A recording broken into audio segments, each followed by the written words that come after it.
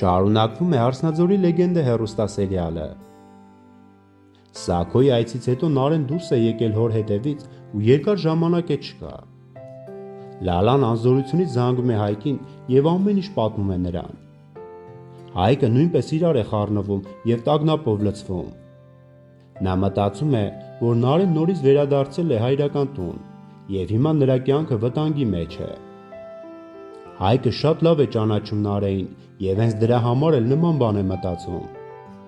Հայկը գիտի, որ Նարեն միշտ անկախատեսելի որոշումներ է կայացրել